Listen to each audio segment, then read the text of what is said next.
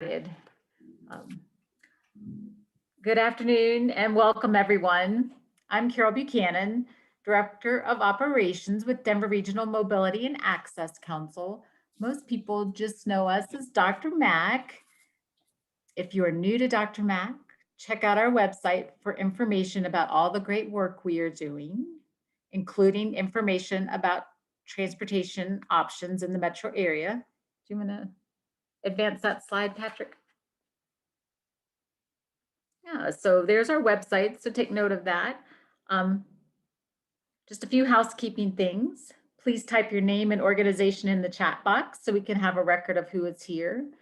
Patrick will be managing our Zoom meeting today, and LaToya will be checking the chat box regularly. Please use the chat box for questions or comments. We will respond to those during the Q&A portion of our time together. You can also use the raise your hand function. When we reach the Q&A part of our time together, just use your raise your hand function and we'll call upon you. All attendees will be muted unless called upon. Now, we don't have time for announcements, but we're going to take a few minutes to let you quickly say your name, and if you're with an organization, say which organization that is, so that our presenters will know who is in the room.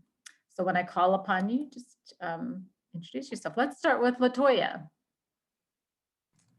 Hi, my name is LaToya Pranti. I am the program manager here at DRMAC for the Getting There Travel Training Program. So reach out to me if you wanted some training. Jean? I'm Jean Greenberg, and I am the supervisor for the social work students presently interning at DRMAC. Andrea? Hi, everyone. Andrew. I was calling Andrea Suhaka. Oh, sorry. Wrong. No worries. Andrea Suhaka, Chair of Transportation Solutions, Arapahoe County, the LCC. And Andrew. Okay. Hey, everybody. Andrew Iltis with the Downtown Denver Partnership. I'm the Director of Mobility here at the Partnership and also the Director of the Downtown Denver TMA. Anne? You're calling me? Anne Rajeski, yes. Yeah, I'm Anne Rajeski. I'm with the Colorado Association of Transit Agencies, otherwise known as CASTA. Brian? Okay, finally got off mute. I'm Brian Eriks from To the Rescue. I'm here with my crowd, the Brady Bunch. Okay. Cool. Caleb? Hi, my name is Caleb, a voucher specialist at the Denver Regional Council of Governments. Claire? Hi, I'm Claire. I'm an occupational therapy student at Craig Hospital. Gina? Hello there, Gina Peterson. I'm with Unitas. Kate Williams? You're muted. I pressed my keypad and it did not allow me to unmute. Hi, I'm Kate Williams with the Denver Regional Mobility and Access Council. Katie Koblenz? Hello, Katie Koblenz. I'm with Unitas, and we'll be speaking in a little bit. Katie Muller? Hi, I'm Katie Muller, and I am a social work intern with DRMAC from Metro State University. Marlene?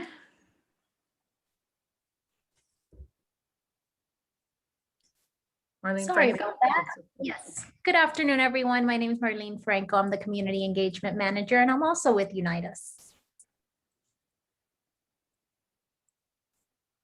Shirley?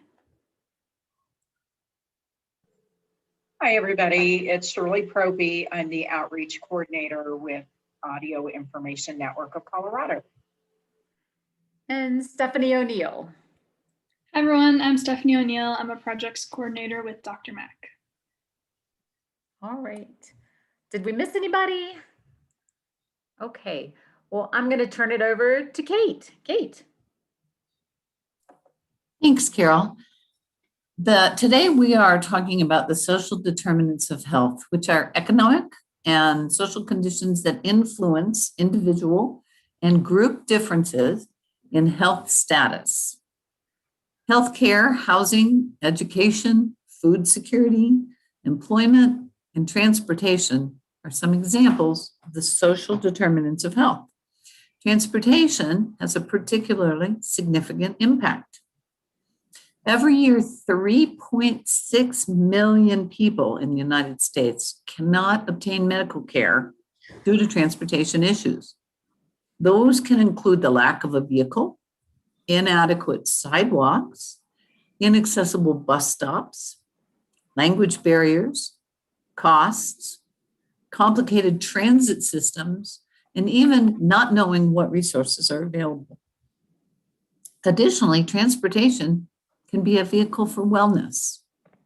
It can connect people to activities that keep us healthy and vital, like fitness classes at the rec center, visits with friends, grocery shopping, trips to the library. The lack of transportation can eliminate access to many important services like these. COVID has really highlighted how transportation is a connector to other services that are social determinants of Hi, health. baby. Oh, you're here. Good. Glad. Did you close the door? Like many businesses and programs, transportation providers had to stop providing services or cut back services because it was not safe for the drivers or the riders. Fortunately, some providers of transportation and providers of other critical services recognize the need to think about transportation in a different way. They actually stepped up what they were doing to be a connector during this unprecedented time. Today, we are hosting some of those programs that provided and continue to provide these unique services. I'm going to make a quick note here that in the chat, we have listed a link to a survey that we would be really grateful if you all would complete to give us some feedback about this program. This is our third day of our virtual resource fair, and today we're going to talk about divergent views on transportation. Transportation, as we all know, is necessary for everybody at some time. How each person is able to move from one place to another, what modes of transportation they utilize, and what challenges they encounter can vary drastically. It's important that we recognize the privileges and struggles that different people have with transportation so that we can help serve everyone and create a more equitable society. A simple example is the existence of wheelchair ramps at buildings. Someone who does not use a wheelchair may never notice a missing ramp, while for some people, the lack of a ramp can completely limit their access.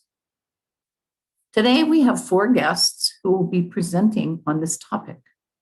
They each will have an opportunity to share, and then at the end, we will have a chance to ask them questions.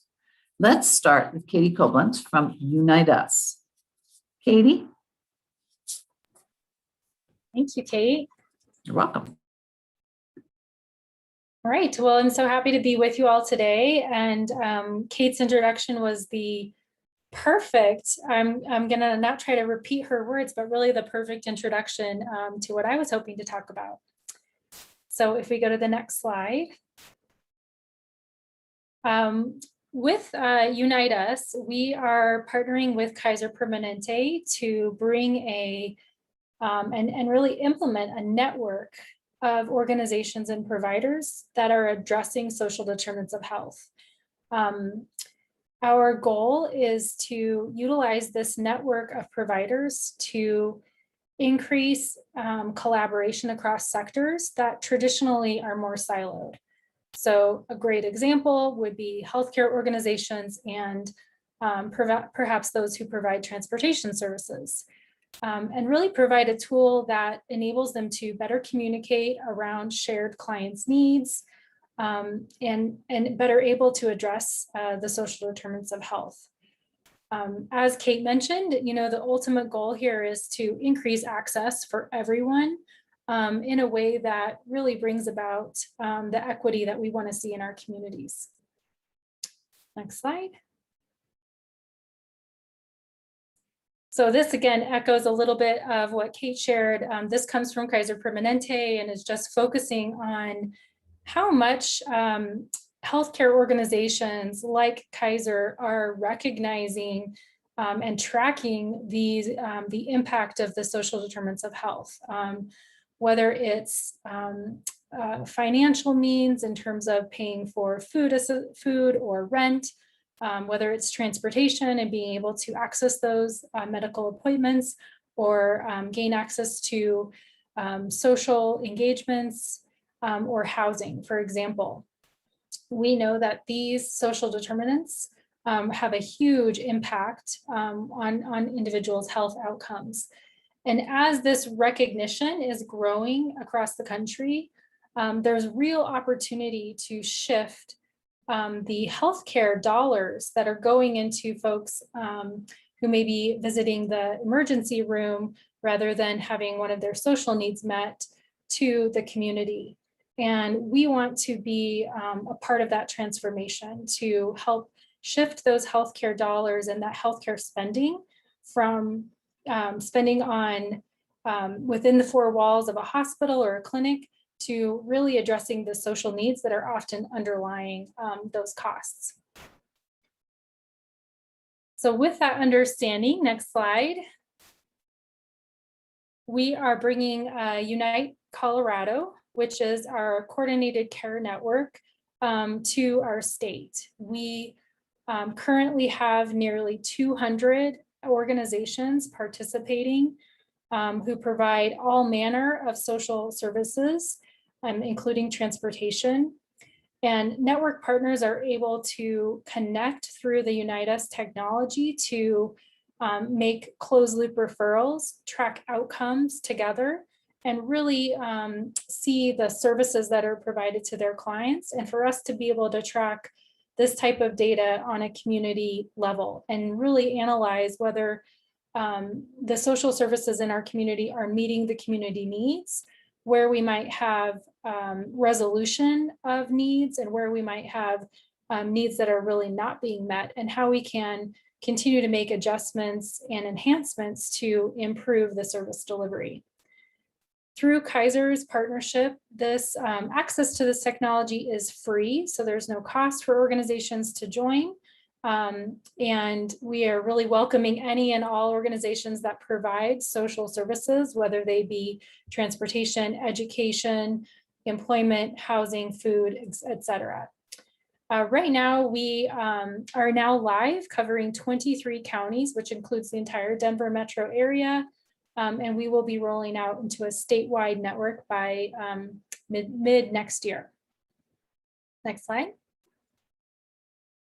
So just a little bit more about the network and kind of what you could expect if you are participating, or if you have a client that has a need, maybe in addition to transportation. So if perhaps you're working to provide a voucher, or working to provide ride coordination or education around transportation to a client, we know that there's often additional co-occurring needs. And so in the Unite Colorado network, you can see that we have more than 300 programs across these various service types that really aim to address those very social determinants that we started the conversation talking about. And each of our regions also has a local community advisory group that is really helping to ensure the perspectives of our local communities are incorporated in how this network is implemented and how it's serving our community members. Next slide. Looks like that slide the formatting got a little bit messed up, but just to give you a sense of some of the network partners, I noticed that Shirley was on from Audio Information Network on this call. And so that's one of our network partners, along with VIA, DRMAC, and several other transportation providers in our state. And seeing all of these various providers, whether they are working on early childhood services or food assistance or transportation, be able to access a common system, communicate, make electronic referrals, coordinate services is really exciting. Next slide. So again, just to kind of give you a walkthrough of maybe how this could work for members in our community who have those social needs. This is really an any door approach. So when we have a client or an individual who's looking to access some social care, they're making a connection with an organization.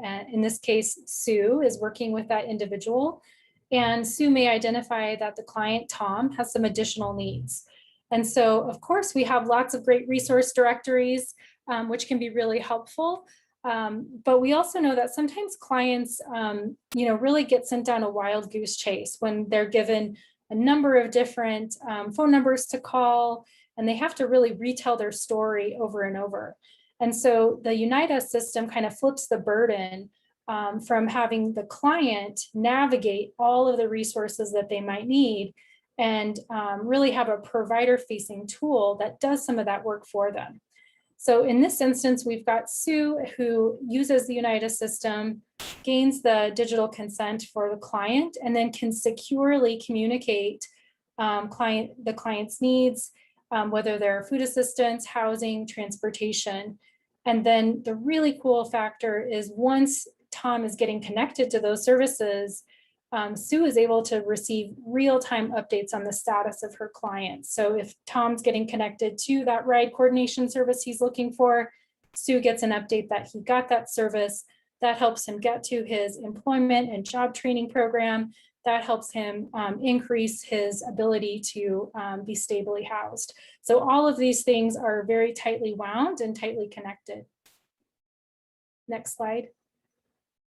We wanted to share a little bit of data with you for an existing network that has been in existence longer than our Unite Colorado network has. So this is some data from San Antonio, Texas. So in that network, which is serving that population in San Antonio, we did see, again, a really high percentage of co-occurring needs.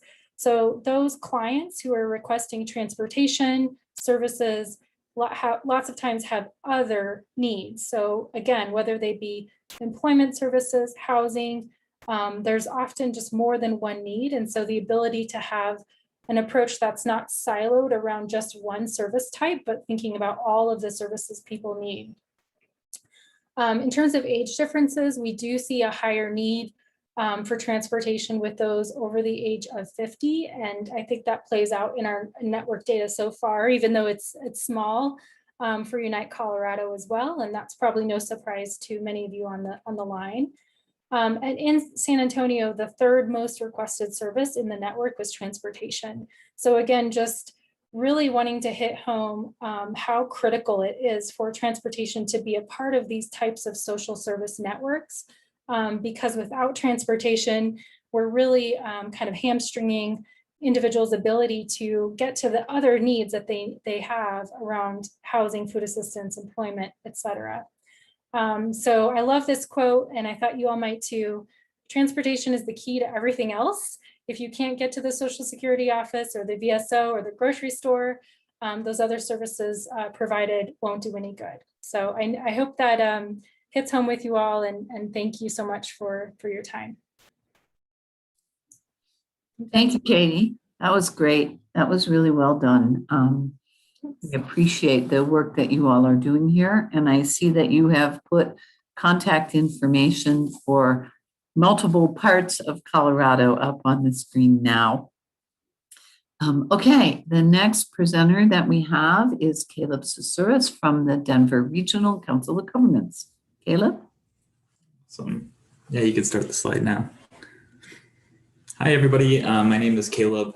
I'm a voucher specialist here at the Denver Regional Council of Governments. And I just wanted to talk to you guys today about our transportation voucher pilot program. Next. So yeah, the transportation voucher pilot program has been going on since September 2019. And basically it is a program that provides transportation options to older adults in the Denver metro area for primarily using rideshare programs and also public transportation options. And so, it's been going on for a little over 1.5 years now. So we've learned some things along the way, and I'd love to share some of that information with you. Next. So just some things that I think you need to consider, and we need to consider it when we're providing transportation to older adults, and things that we've learned. Older adults have varying technological abilities, and it's kind of a spectrum. And some of our riders are really dependent upon their smartphones and love to connect with our services using technology. Whereas others, technology is a significant barrier for them in getting where they need to go and getting the services that they need. Another thing is timelines. I think it's pretty common for transportation programs in the area to require 3 or more business days notice to schedule rides. But especially in our times, we're finding that that doesn't always come together with the timelines that older adults need. Maybe doctors are canceling their appointments and rescheduling last minute, or things are coming up last minute that need to get to their appointments. So that's a challenge as well. Again, everybody is kind of at a different spot on the accessibility spectrum. Rideshare programs are not necessarily always designed with accessibility in mind, whether that be drivers who might not be fluent in the language that the rider is fluent in, or a big one would be like vehicle types, and not being able to kind of assign vehicle types that everybody can get in and out of. And then there's also a need for on-demand assurance and support for older adults. Life happens and things come up and problems arise when you're on your trips, and we really need services that have the ability for people to contact and get help when they need it. And then finally, transportation services for older adults, I think it's a costly service, and there's a lot of effort that goes into it. And because of that, I think we need funding programs that realize how much transportation what is required and goes into providing the service for older adults. You can go to the next slide there.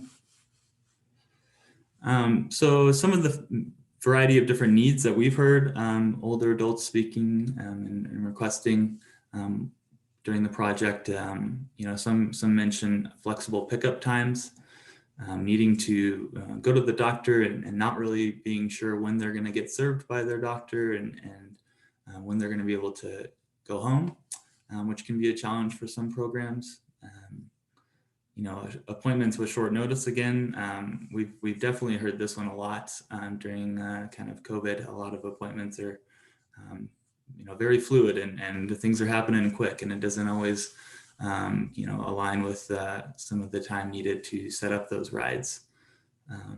A lot of older adults really appreciate, knowing the drivers and having the same driver come and pick them up as the one that's going to take them home. And that can be a challenge, especially with rideshare programs. Some other things I did mention specific vehicle types, but I think that's a huge one. Not being able to really know or determine what type of vehicle, whether a sedan or an SUV or a minivan is coming to pick up a rider, and that rider might not be able to get into a specific vehicle type. So that can really be a barrier for a lot of older adults.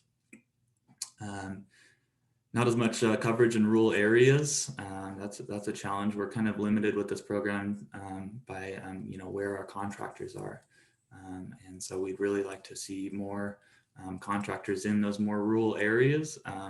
Yet it's difficult for the contracting services and rideshare programs when, if a driver is living in the Denver metro region and they have to go drive to Clear Creek County or something like that to pick up a rider, they're only getting really compensated for, one way of that trip. And so that's a challenge for the drivers. And yeah, there's of course always things happening with COVID that, has been very challenging, and, making sure everybody's safe, but yet still gets their doctor's appointments is always an interesting challenge as well. And then next.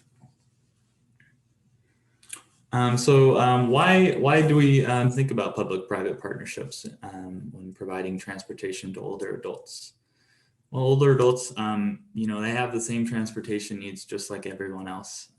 When somebody turns 60, they don't just need to stop going everywhere. Something to think about is like, how many times did you guys go out for, maybe a medical trip or a personal trip last week? And older adults need those exact same things, and sometimes they need to go out more. They're going to the doctor more often, or going to physical therapy, or they need to go meet up with some friends during normal times. Those things are happening, and the population of as the population of the boomer generation ages, more and more people are needing transportation services to meet their needs.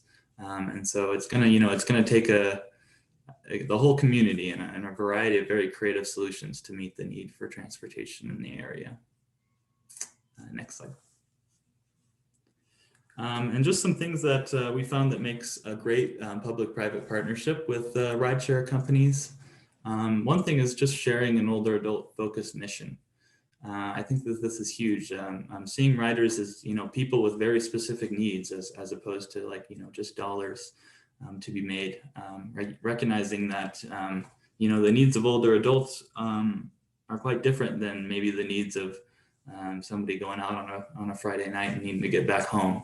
We really want to make sure that we're providing great service to our older adults, and that rideshare programs are not leaving older adults, out in the cold or at their doctor's appointments. That's a challenge as well, especially, trips that are happening outside of business hours or on the weekends. Another thing is just having the support systems in place for older adults when problems arrive. Who can they call to get help and get home when things happen? And also just having effective communication with the scheduling agencies and the payee organizations. Some providers that are smaller are really easy to get a hold of when problems arrive, and that's helpful. But some of the other big programs, rideshare options, they can be quite challenging when we're just one of many different contractors that they're working with. So that can be a challenge as well. Next slide there. Just gonna take some water here. So just a little bit more about the Transportation Voucher Pilot Program. So it serves older adults 60 and over. The funds are coming from the Older Americans Act, so that's a big requirement there, that older adults are 60 and over for this program at least. And it serves adults living in Adams, Arapahoe, Broomfield, Denver, Douglas, and Jefferson counties. We're really trying to expand to the entire DRCOG region in Clear Creek and Gilpin, but like I mentioned earlier, those services in the rural areas are pretty challenging to provide. Adults must live in the community right now. The service is best for people that are independent and not necessarily living in an assisted living facility at this time. The service is payer of last resort, so we're also connecting older adults with other transportation options that are available to them in the community. And again, riders, for the most part, totally need to be able to get in and out of private vehicles that these rideshare drivers are using. It's not best for somebody that would need a wheelchair lift or anything like that. And for those callers, we refer them to other community resources that do that sort of service. Next slide there. So these are the providers that we are currently working with. Hop, Skip, Drive, that was our first contractor who we started with in 2019. Their service, with their service, riders can get 3 round trips for medical reasons a week and 3 for personal reasons. And they can go up to 20 miles one way. The service doesn't provide trips that are already provided to riders through Medicaid, if that's what they have with IntelliRide transportation. And for this service, we do need 3 business days notice to schedule the transportation and riders for using Hop Skip Drive do need to also schedule both the initial trip to their appointment and also the trip going back before they take the trip. So it doesn't currently offer on-demand pickups at this point. But it does offer weekend trips and after hours trips as needed. Our older adults using the service really love that opportunity, and it really can fill in the gaps where maybe somebody has a dialysis appointment on Saturday and we're able to provide transportation to them, or maybe it's at 6:30 in the morning where other services aren't running. This has been a great option for them to get to their obviously very needed appointments. And Hop Skip Drive has just been super helpful with the support staff that they have on hand, and really just being quick to respond to any sort of problems, and they do a great job in just showing that they really do care about the older adults and making sure that they get to their destination safely and on time. And the riders really love Hop Skip Drive. We also just started a pilot program with Uber, and it's really small right now, so we're kind of just testing the waters to see how it goes.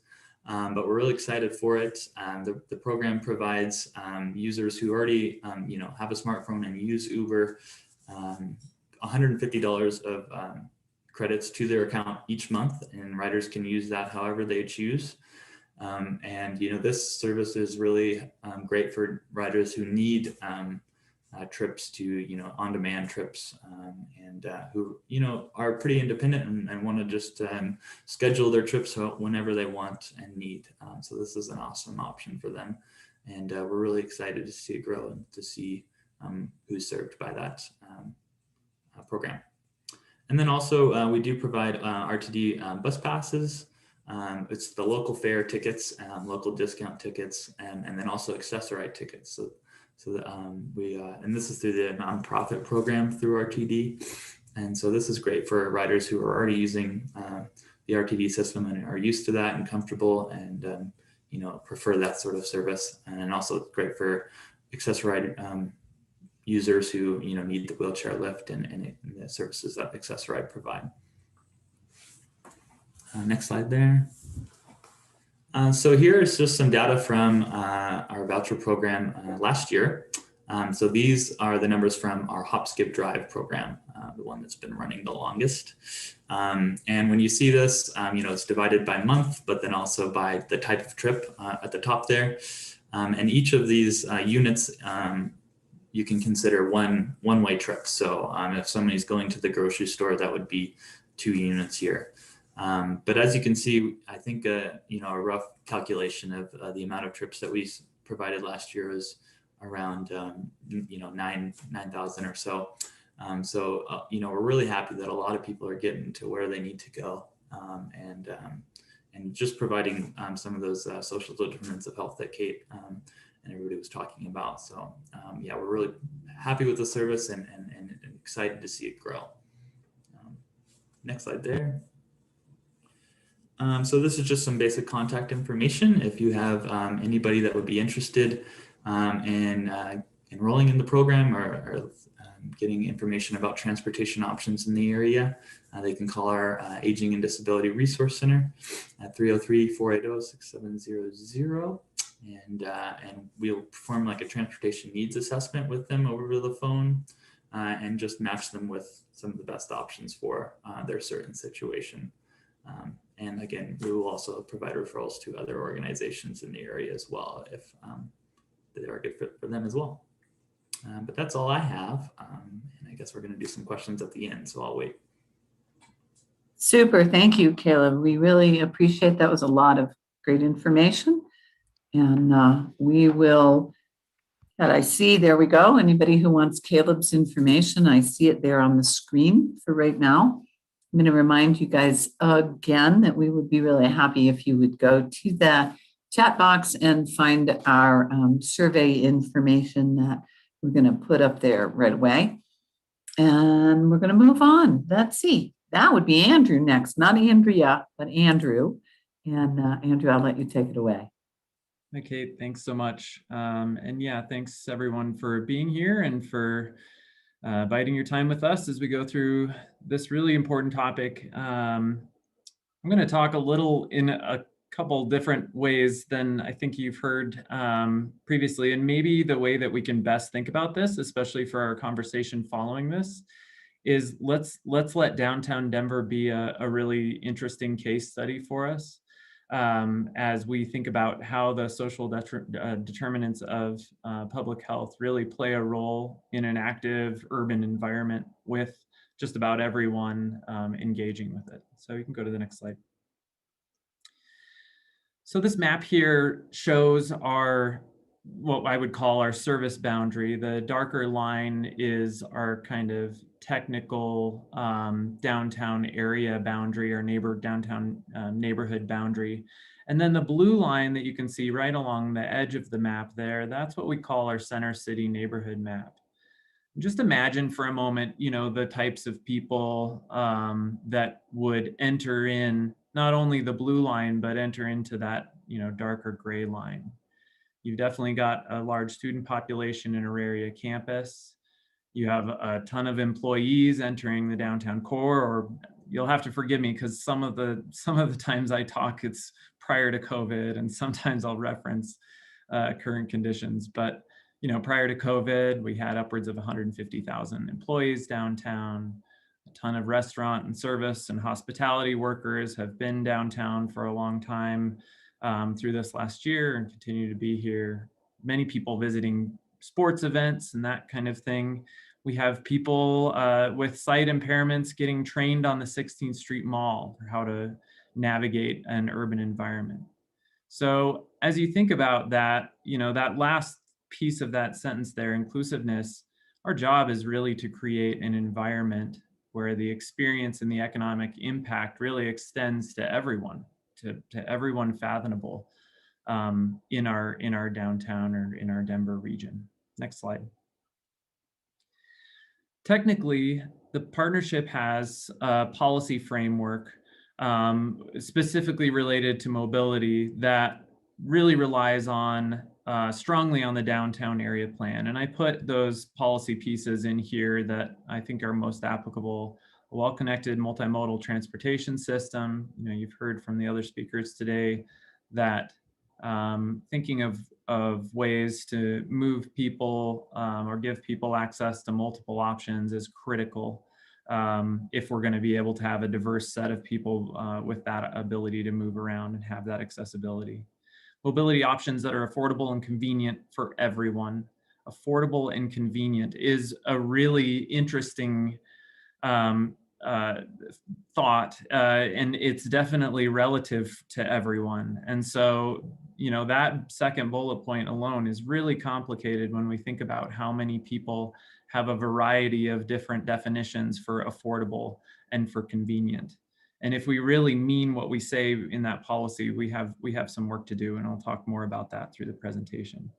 And then pedestrian priority in the downtown core neighborhood. And that one, this is really sort of speaking to our sort of most accessible mode for the most people. So our ability to walk or to roll using mobility assistance devices, that's really, you know, that is sort of the quintessential thing that we all do at some point, or most of us do at some point during our day, and needs to be a strong consideration if we're going to have the economic vitality and the connectivity that we believe is imperative in our downtown area. Now, in terms of transportation mobility policy, we go a little bit more specific on the ways that those things affect transportation. So striving to have a safe, reliable, multimodal network. Again, affordable and reliable transportation options, those are relative terms, and we need to be careful about how we use those and about how we implement them in our urban area. We need, you know, I think this one was explicit earlier, easy to use, well-connected system that works for everyone. A multimodal system that provides access by transit, bike, and sometimes vehicle we know that, we can't just talk about downtown as being only accessible by bike and by car, as much as we try to, or by bike, by walking, and by train or bus. And we try to advocate for people to use those things. Not everyone has that option, and so we have to be a little bit sensitive to how we talk about specific modes. And it gets interesting when we talk about modes because it implies a differentiation between the user. And by the end of this presentation, I hope that we can kind of get to a place where we talk a little bit less about the user. And I'm glad to hear in the prior conversations, I haven't heard that much. And maybe that's because this organization, Dr. Mack, and others in this industry are really more concerned about individual needs and individuals' experiences, and less about if they're on a bike, if they're on walking, if they're in a mobility device. And we know that a world-class city needs to have an extensive public transportation system. That really relates to the economic priority of our downtown Denver system. Next slide. So here are the technical pieces of what the Transportation Management Agency, the TMA or TMO, if you're from the North, really gets to. And you'll notice that a lot of these things are really related to our employer base, access to our employer base. And you might argue that maybe, the TMA in itself is inherently a organization that really serves those employees and employers most. I think we talk about other users. We talk about, visitors and that kind of thing to economic districts or employment districts, but really a lot of the tasks that a TMA embarks on and actually is reimbursed through congestion mitigation, air quality grants, is really focused on that employer. And that's an interesting note to highlight as you think about the role of a TMA and their ability to affect some of the changes for the users or the individuals that we're interested in talking about. You can go to the next slide. People can see all those things. I'm going to back up quite a bit now and talk about how we get to an urban environment that we have today. So here's a vision of downtown Denver circa 1960, 1970. You can see that Auraria campus, this is right over Auraria campus, for the most part is still an industrial district. This is following, already a huge change in the neighborhood where, many of those neighborhood homes were raised. And that's even following, all of the early settlements and even the native settlements that were at the confluence of the Cherry Creek and the Platte River. So now we're at this place in 1960-70 where we can see we've got, fairly well-connected roads coming in. We've got some parking being established to serve brand new high-rise towers that are mostly out of the picture to the right. We still have our historic, buildings of lower downtown, definitely not active the way that they are today. And you have this sort of industrial district. And somewhat of that Auraria neighborhood still left in that area in the foreground. Go to the next slide. What they envisioned at the time for this area was a complete overhaul, if you think about that photo. Obviously we still have the roads, the connections, the viaducts are still in place. But you can see that now they're envisioning, more of this center city. You can see now that Lodo is completely high-rise or mid-rise buildings, to the vision of those days. It's interesting along the Platte and the Cherry Creek, you can see that they were already sort of had the foresight to think about likely to be residential or higher density commercial along that Platte River corridor, which we haven't seen yet, but it's definitely working on in the current vision. But what we ended up with, and you can go to the next slide, is actually fairly similar to what they projected in that original vision.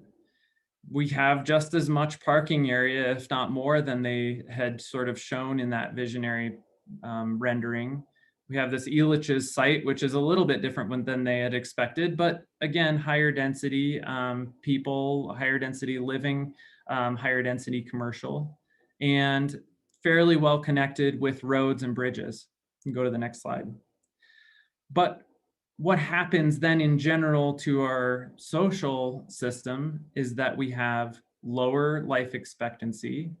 We have people who are less enthused with their daily conditions. Happiness is declining, decline in social connections, decreasing confidence in institutions. And these indicators, I would say, again, are not just impacting everybody at the same rate. More people with that have a disadvantage, whether they have lower education level, lower income level, lower or increased racial bias against them in our system, they have even higher rates of many of these indicators that that are really the determinants of social health or indicators of social health in our urban areas. Go to the next slide.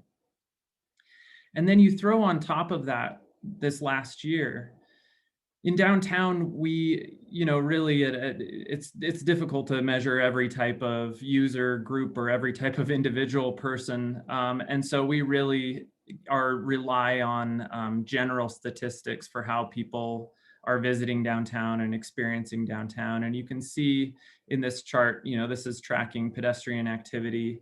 And we can see that our visitors have had a slight rate and bounce back from and much faster increase back to normal or back to some new state, and that our employers have really sort of leveled out at a much lower rate. And then you can see the residents there in the blue. You can go to the next slide. And I would say that the other thing, if we zoom in a little bit further from that bigger vision that you saw, is that we're still thinking about transportation and we are still sort of burdened with this ideal vehicle moving system. Jaywalking, is still a thing. It's still illegal to jaywalk in many places in our urban areas, including downtown. And go to the next slide. And yet, if you look at our urban system, there are plenty of opportunities to jaywalk because the system isn't built for people to walk. And if you think about some of those indicators or those policy positions that I stated at the beginning, is this a pedestrian environment? Yeah, we have a ramp. We have fairly navigable rail lines coming through here, but this crossing is somewhat of 80 feet. There's really no place to pause. Imagine if you had a visual impairment, how in the heck would you navigate this intersection? This is, this does not help curb jaywalking, I would say. So we still have a lot of challenges in our urban environment, despite, this sort of shift towards the vision that we thought we were headed towards. Next slide. And yet people still come, and they come in many different forms. They come, and in new devices using new technologies.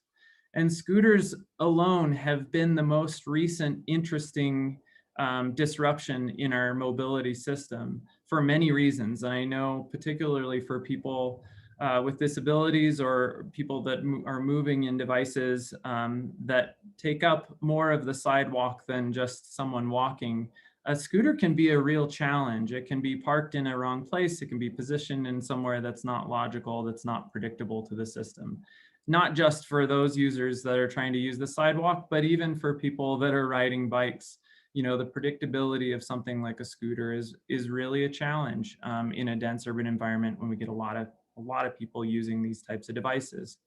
We had nearly 6 million miles traveled by scooters during the permitted program last year and the following. That's a lot of miles traveled on downtown streets and sidewalks, unfortunately, and a lot of vehicles that have been sort of floating around in the downtown environment. Next slide. And ultimately, you know, when we look at our pedestrian environment, we have places that are just like this. And if I could draw on this picture, you know, this picture sort of brings me kind of full circle in many ways, where we have this gentleman who's, you know, using this social trail through this green space, headed to, you know, a challenging crossing alone. He is able-bodied, but he's found that this route is the most convenient and affordable way for him to get around. If I could draw on this picture and I could scratch out the car in the background and I could maybe draw some leaves on those telephone poles, this might even be a lovely walk for someone through a natural environment. In some parks, we actually strive for a place like this. But how do we continue to have an urban environment where we allow this type of thing to be okay, and to feel like this is safe, and yet it's certainly not available and accessible to all people, and certainly not safe for all people. Next slide. So switching gears a little bit to a vision that we should start to think about, and getting away a little bit from this idea about users. I'm going to throw you into Copenhagen on the Nordregade. So this particular street, you can see they've taken the vehicle through lanes and converted them into bus-only lanes. So they divert all the traffic away from this section, this couple of blocks here. They have a very wide cycle track on the right-hand side. If you look down the cycle track a little bit, you can even see a delivery is happening with some space happening, some of a conflict there. People walking on the sidewalk. If you look at the sidewalk really carefully, I would point out that there is a bit of a change of texture, a change in pattern. And if you cruise around Copenhagen, or if you know anything about the city, you know that all of the sidewalks actually include this design in them. And that's really for legibility of the space, not only for people using a cane to access these businesses, but for people just walking along. You can feel that pattern change. You can feel when you're getting close to the edge of the sidewalk or you're wandering off the middle of center. That's really an experiential piece of moving through a city. Just like, you know, being able to ride a bike comfortably, to have that experience, to be able to bike in a skirt and not feel like you're not going fast enough, or not feel like you're out of place. There are a lot of things about this picture that make me think about how important the experience is of the individuals in our street to have their own path, to make their own decisions, to be able to access, you know, this corridor and to have that economic growth. Next slide. Looking at, again, at another place, this is in New York City. And this is something we are using as precedent a lot these days in particular. Here's another intersection where, look at the users on this street. If you look closely, we have someone using a pedestrian, we have pedestrian, excuse me, making his way across through pretty much the middle of the street, and probably being careful to watch for traffic, but not really a concern for, you know, staying in that specific crosswalk. Several places where deliveries are happening. We have a vendor who's positioned on the sidewalk with clear access, clear room. We have green space, and we have someone in a mobility device across the crosswalk as well. Maybe this isn't a perfect environment, but it's definitely lending towards that experience that we're starting to think about more and more in our downtown environment. Next slide. When we design these places, we often start like this. And this is a challenge. This is where we have a lot to learn. What does the experience of a user moving through this intersection at, this is 15th and Wazee, what is it going to be the experience of someone standing in the plaza on 15th between Wazee and Blake? Will they feel comfortable if a bike moves past them? We don't know that, but this is really all we have to go on, that and our precedents. Go to the next slide, please. Will we have this, you know, condition? This is on Lawrence Street. You know, is this something that we should be tolerating for these particular users, individuals in our city. Does this mean that our properties on this block are accessible? What's just out of the picture here is a 6-inch curb. That person had to navigate the bike lane to get to, get to their vehicle to be able to load at this location. We have a lot to learn about this type of accessibility or the reasons why this isn't tolerable or isn't acceptable in our downtown environment. And I would say that I'm not sure that the previous slide, that plan set, that we can really learn our best lessons without having to experience it, unfortunately, in our downtown place. And so that's why I think these types of events, these types of conversations are really the most important to have early and often while we're thinking about those visions for our city. Next slide, almost finished here. Here's a picture of Larimer Street, another kind of like, here's a vision for a place, that we're thinking about how Larimer should function. If you go to the next slide, this is what it looked like when we implemented that vision.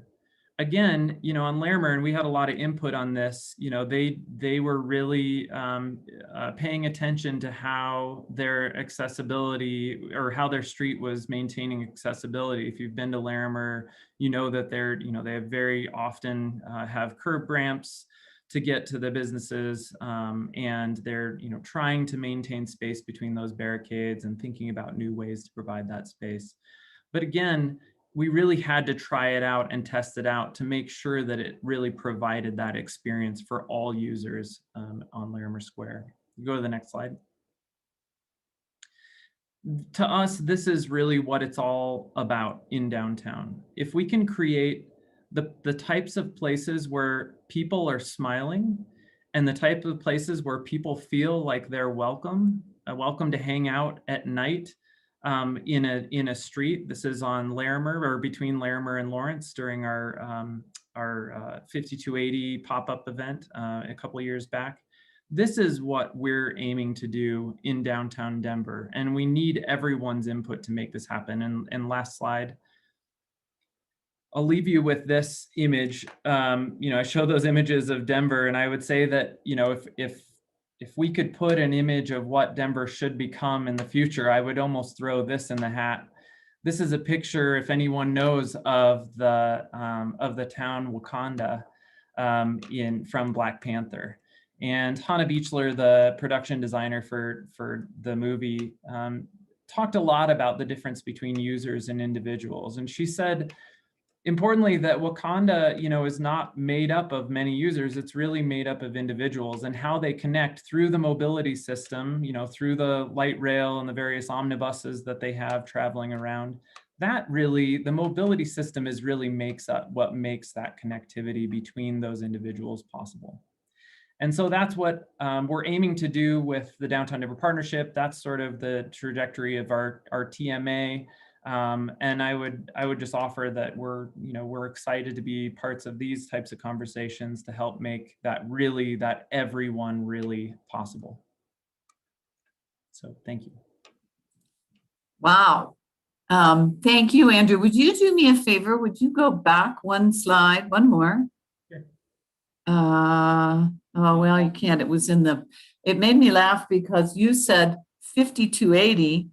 And the caption put in just that, like the ages from 50 to the age of 80, which made me happy to read it that way, although I know it in fact was a reference to our altitude. I hope 52. Right, you might remember 5280 is also applicable where we would like to see people on the streets. So that was great. We really appreciate that. And I'm sure we'll have some questions, but we're going to let Ann Rajewski from CASTA speak to us first. And Ann, you have the floor. Great, thank you very much. It's nice to be here today. You can go to the next slide and the next one. I wanted to start a little bit about giving you an overview of what CASTA does. We're the Colorado Association of Transit Agencies. And we serve over 50 transit agency members and other transit related entities in the state of Colorado, as well as 30 to 40 business members in any one year. Our membership includes RTD, who's our largest member, but we also have other members like Via Mobility, La Junta Transit, and Breckenridge Transit. So our membership really runs the gamut between, you know, the very smallest of agencies who have 5 employees and including all their drivers, and RTD, who really is much larger than almost any other transit agency here in the state of Colorado. We provide membership services, which looks a lot like networking, sharing information about what's happening in transit and that kind of thing, as well as doing advocacy work at the state and federal level, which looks like technical bills and also looking for increasing funding. And then we also administer the Rural Transit Assistance Program for the state of Colorado, which we call RTAP for short. And that really is a program that targets providing training and other technical assistance for rural agencies who don't have large staffs and don't have a lot of internal knowledge. And we do a lot of that training through a couple conferences we have each year, and then also local and regional trainings that we put on, as well as some special technical assistance projects, which are always interesting to see what people need out there in the rural parts of Colorado. Next slide. One thing we always think Colorado is super unique because we love it here, and we really understand the differences between the rural parts of Colorado on the Eastern Plains versus the Front Range versus our resort mountain agencies, and then our West Slope. But a lot of people beyond Colorado really don't understand how unique we are. And transit is one of the places our state really shows that uniqueness. 60 out of 64 counties in Colorado provide some sort of transit for their citizens and visitors. And here's the big shining transit fact that we should all know, but not very many people do. And that is Colorado provides more rural transit trips than any other state in the United States. And we beat the next closest state by over 10 million trips. It's a huge amount of trips. And we're going to look at why that looks different here in the state of Colorado. And the reason is obviously agencies like Vail Transit, where they have 5,000 residents, year-round residents in their town, but they provide over 4 million transit trips a year. And so that is really unique to our state to have that kind of transit. So let me just run through the list here of the different types of transit and how transit is serving different communities in Colorado. You guys with the DRMAC having a focus on the Denver metro area, you understand very well the large urban systems, one RTD, but also the other specialized systems, the other systems that serve our community, the elderly and folks who have disabilities in our communities here in the Front Range and other urban parts of our state. That it's a combination of options ranging from RTD to VIA to other resources that we have here in the Front Range. We also have small urban systems here in Colorado. These are some of the fastest growing systems in our state, and their communities are changing really quickly. And so these agencies work to keep up with the needs in their community. They're generally fixed route services similar to large urban systems. All right, next slide. And then we come to mountain transit, which is the big producer of rural trips here in our state. This is the place where we, where as a state, we really show our uniqueness. And although that these agencies look like small urban systems, they often have a fixed route. They focus on getting employees to work and getting tourists around without their cars. They are considered rural under the federal funding definitions. And so that provides a little bit of a funding challenge in how you provide equity around the state in terms of our federal funding, because you have agencies like RAFTA, which has the longest and the only and the highest altitude bus rapid transit system in a rural system in the United States. And that agency is in the same funding category as Dolores Senior Services in Dolores County, Colorado, which has a fleet of probably 10 vehicles. So there's a lot of differences between types of rural transit here in Colorado. And then we have our more traditional rural transit vehicle agencies who are working really hard to serve their communities well in all parts of Colorado. Colorado is unique also because when people talk about rural in Kansas, where you would consider a fairly rural state, versus rural here in Colorado, there's also differences. We have something here that not as many other states have, which is what some people call pioneer counties. I forget, there's another name too that people mention it, but essentially those are counties where there are less than one person per square mile in terms of population in that county. And as you might imagine, that has pretty huge ramifications on the transit and how the transit can be provided there, what it costs, and whether you're able to provide much efficiency really in your transit system. All right, next slide. So there's many challenges that are similar for transit agencies around the state, whether they're urban or rural or a mountain community. We have a quickly aging population here in our state.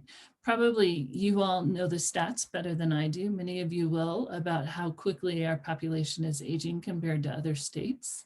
And transit agencies are already seeing the ramification of our aging population in the sense that the demand for rides are increasing for, different accessibility ADA rides to dialysis appointments, rides to other medical services are increasing.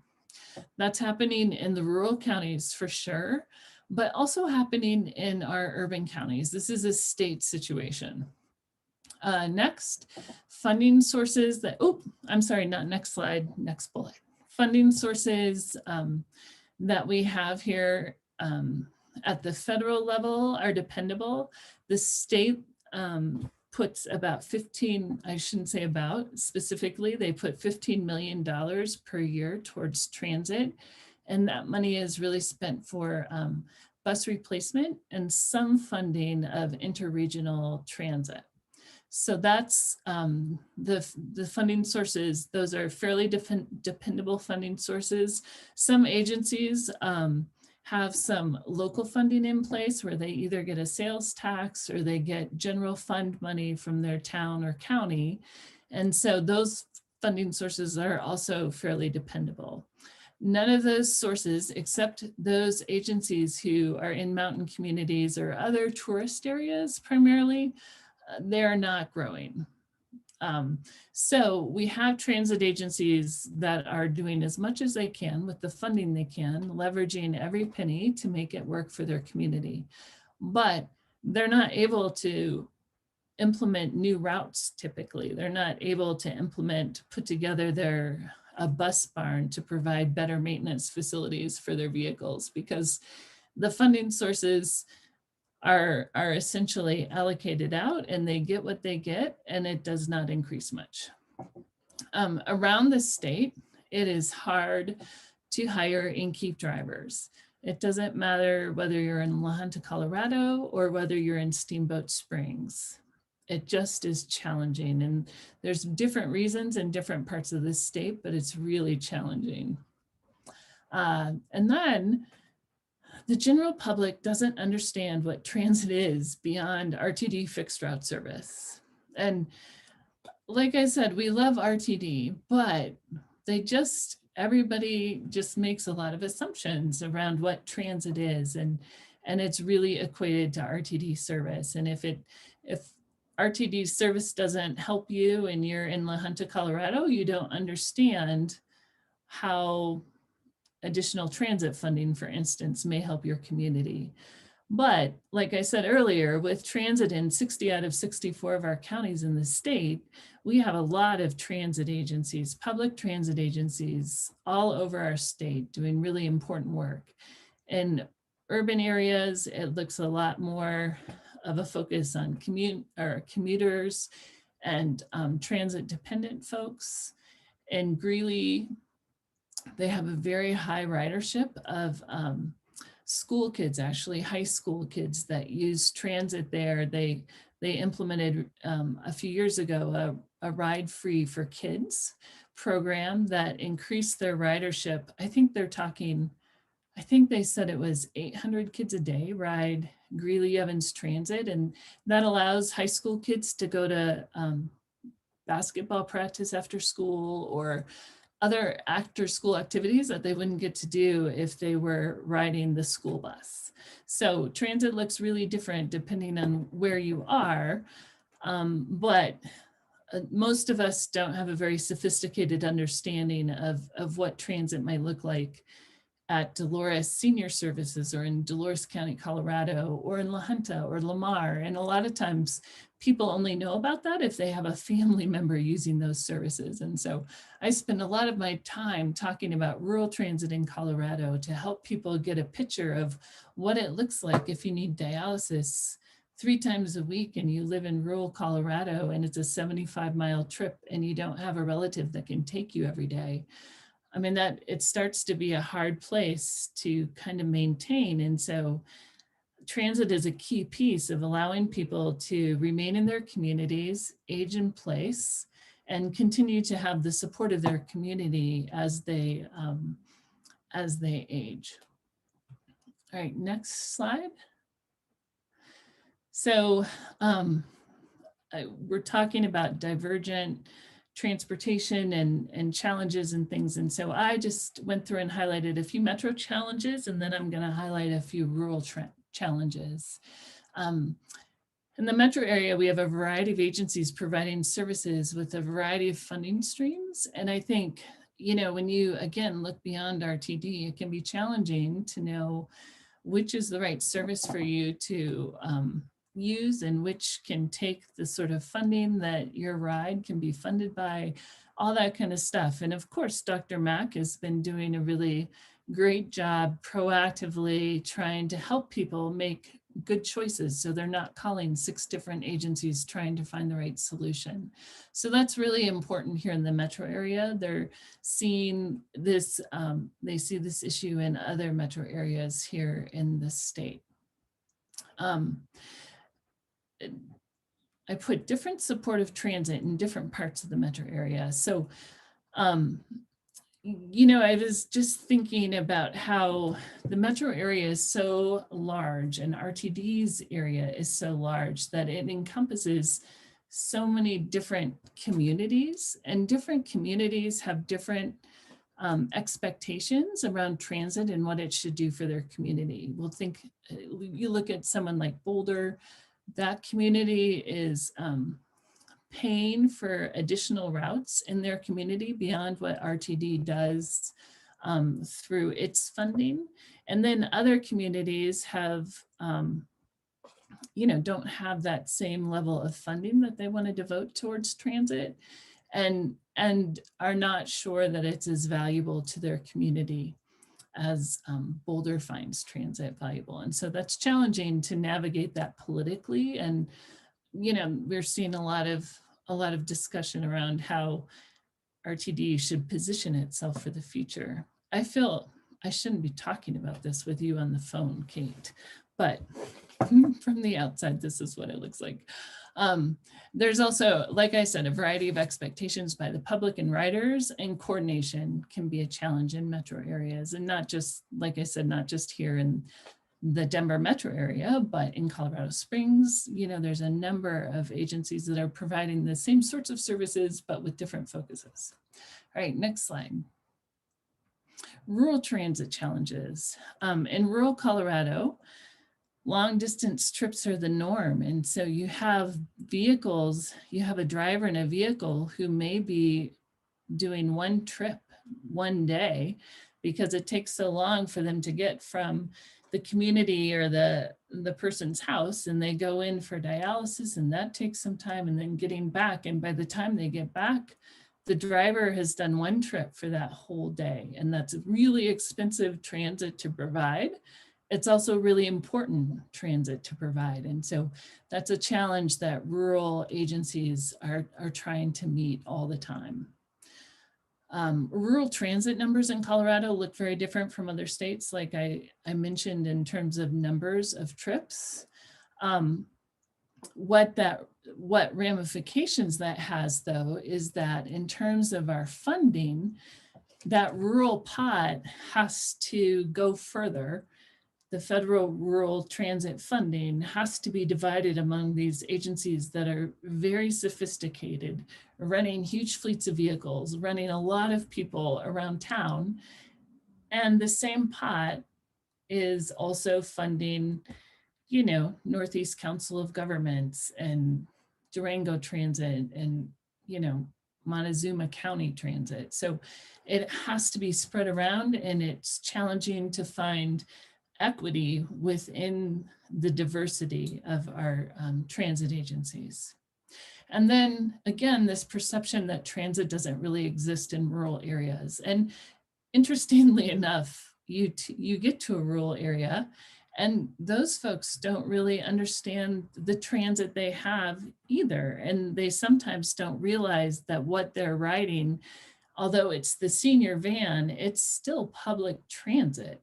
And so that's a connection that I spend a lot of time working on, is trying to help people understand what transit looks like and what public transit looks like when you're not at RTD, and how all these pieces fit together to provide mobility to folks here in our state, whether they're, you know, choice riders, commuters, tourists, or transit dependent folks who rely on our services to stay healthy and age in place.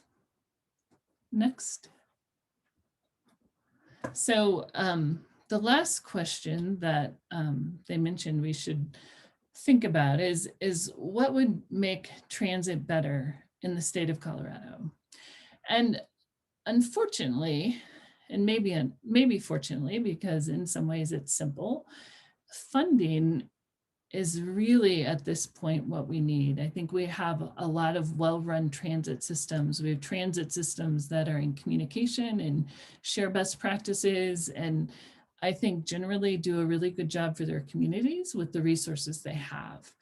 More funding would allow us to get more transit on the road. More funding would allow us not to have to refuse rides because we don't have enough vehicles or drivers. More funds would allow us to provide service expansions. In Durango, they built the hospital on cheap land outside of town and beyond the boundaries of Durango Transit's service area. And so now Durango has a hospital that hasn't been served by transit, which is unfortunate on the access to jobs side, as well as the access to medical care. So they took their CARES funds and they have determined that they can fund a route to the hospital with CARES funds for the next year. And that allows people access to vaccinations at the hospital, but also people access to jobs and other medical care there. So there's situations like that around the state where a little extra funding all of a sudden allows you to run your van to the regional center 5 days a week instead of 3. So now all of a sudden someone could access community college, or they could access different job opportunities there at the regional center. And so there's a lot of expansion that I think could happen in the state of Colorado if people had more funding. there's been a big gap in funding transit-wise for building facilities. And so we still have agencies in our state who park their buses outside in fairly cold weather and have to jump every single bus every single morning. And that's hard on your equipment, and your equipment wears out faster when that's the situation. Keeping our fleets in a state of good repair is also very important, because the older your fleet gets, the more expensive it is to keep it in good running condition and to keep enough buses out there to run the rides you need to run. And then there's a lot of new exciting technology out there that could make our transit agencies more efficient and effective, even in the rural parts of the state where that's a little bit more challenging. And so keeping up with technology is a pretty important piece of the pie nowadays, and that also takes money. So next slide. Right.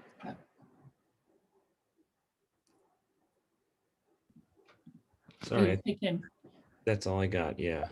Is that it? I thought I had a slide with my contact information. I'm really sorry that I just kind of let it end. That's all right. Why don't you just say a closing remark, and then we'll let you end, not quite so abruptly. Put it in the chat too, your contact info. Yeah, I'll add my email address in the contact information. And I think in terms of the last slide and looking for funding, I'm super hopeful about this new situation we're seeing at the federal level of government, where transit is a priority and not something that is kind of ignored. And so we're all really interested to see whether there is new funding on the horizon at the federal level for doing some of these things, like expanding service, building facilities, really making transit work, because I think the investment will make a difference. The investment in more frequency, the investment in making transit more accessible, all lead to people being able to use transit more and really find better mobility. And then I'll add my email address and our website in the chat, and feel free to give me a call or drop me an email if you have any questions.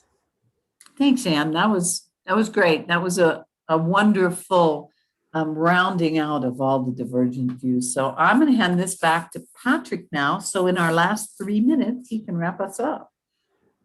Yeah, so we do have some time. So I'll first just open it up for questions. If you want to unmute your microphone and ask questions, or post them right in the chat.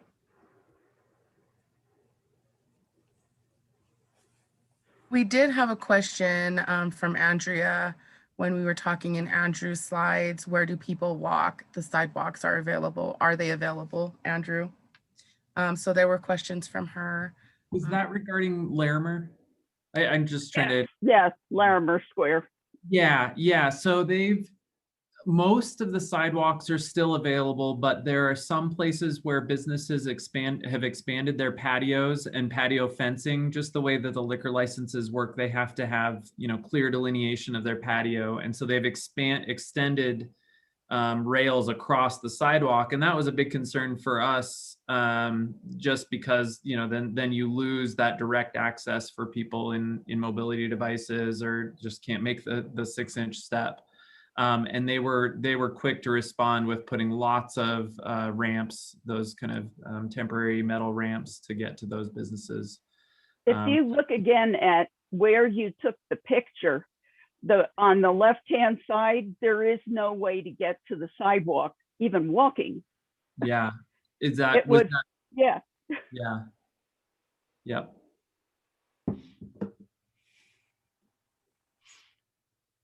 There are no more questions in the chat box.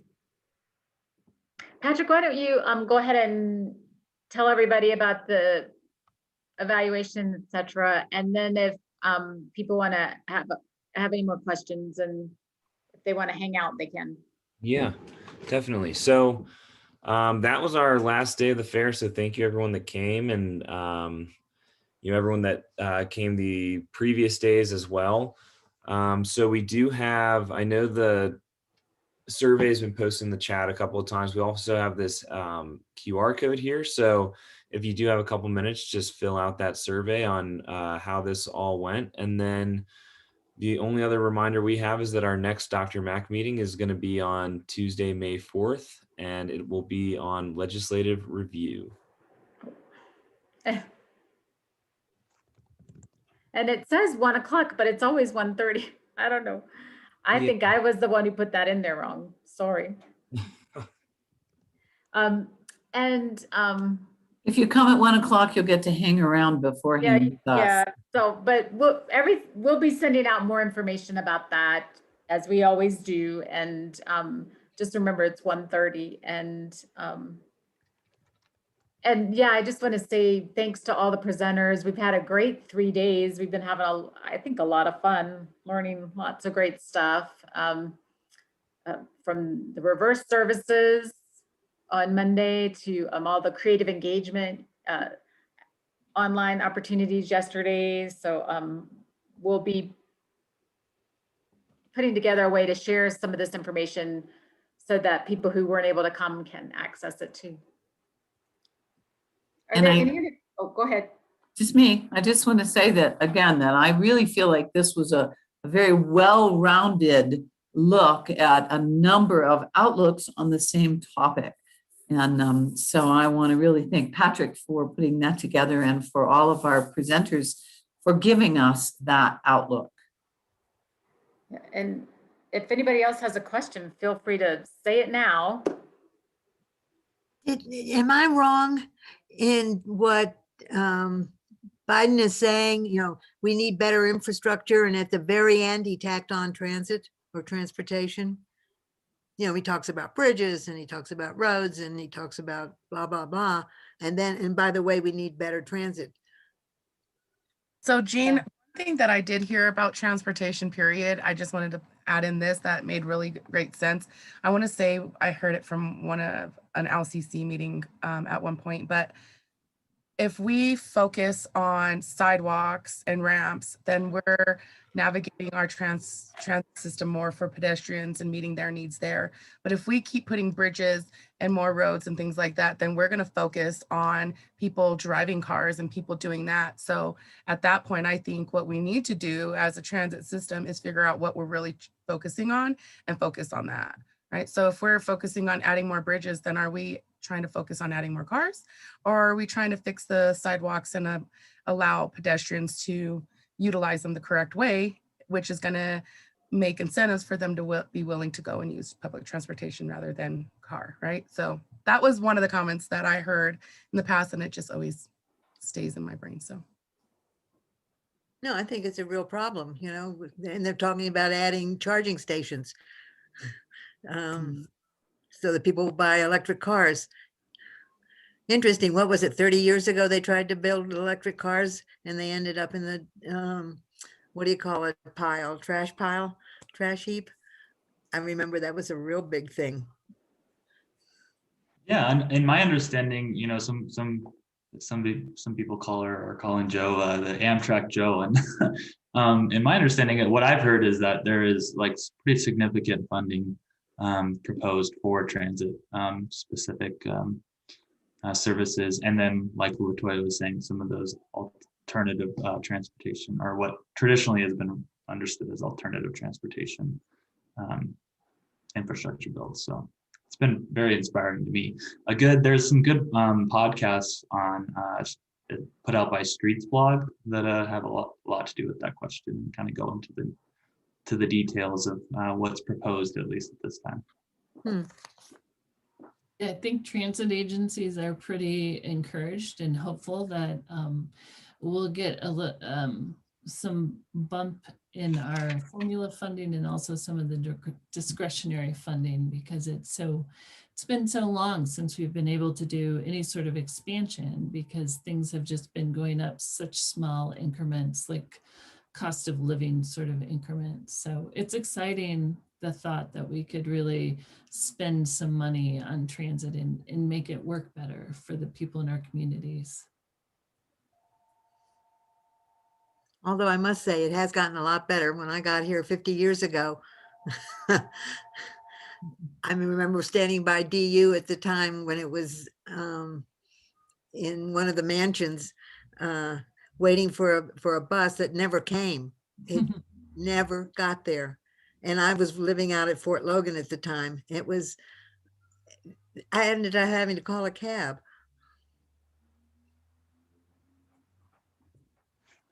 It was really bad then.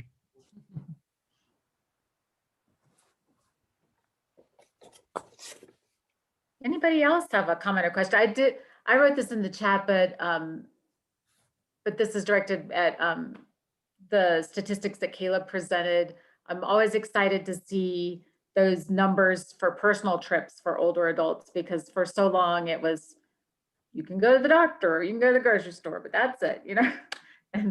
And now there are some options for people to do those personal trips and after hours and on the weekends. And I think that really adds to people's quality of life. And Yeah, multiple stops too. right.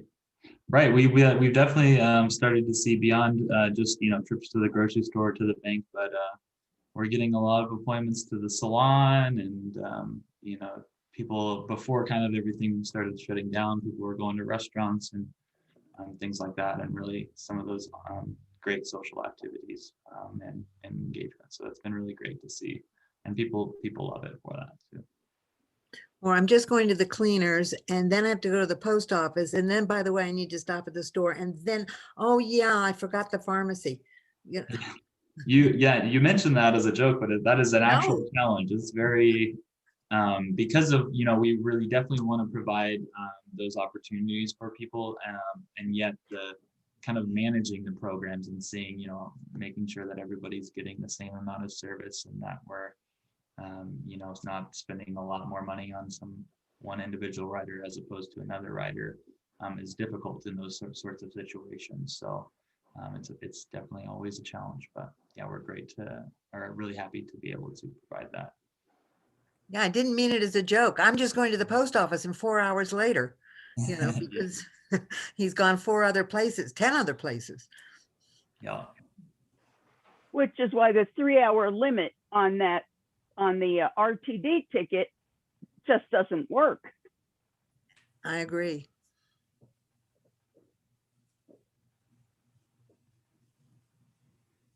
And I also really agree with Kate's comment about what a well-rounded group of presentations this was. Like Andrew, I thought what you talked about was fascinating, and just moving all people around, downtown Denver in ways that are, that includes everybody. Yeah, it's just really great. Yeah. I was just thinking about, your comment just now that people are, traveling to all these different places. And I wonder, maybe downtown doesn't have enough of the services that people really need. Wouldn't it be nice if, it could be if you could find those one-stop shop kind of dense urban places where you could, have a shuttle that went to a place and they could easily navigate, because it is a pedestrian centric place, or streets are, easily accessed. Walking or rolling, maybe they wouldn't have to do all those little stops. They could actually move themselves, from place to place, just because they're so densely located. But I just don't know if those places exist. If Yeah, that's all that transit-oriented development comes in, right? Yeah, land use is probably, that is the challenge, right?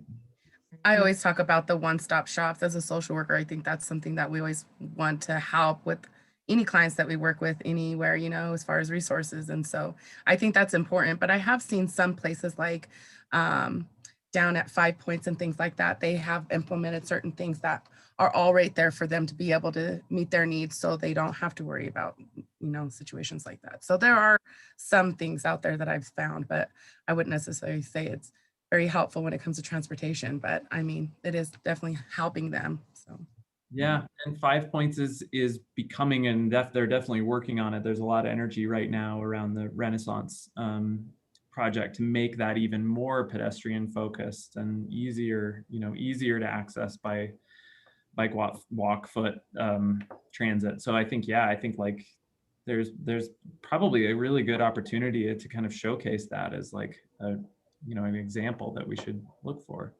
Mm-hmm. Andrew, I actually had a question for you.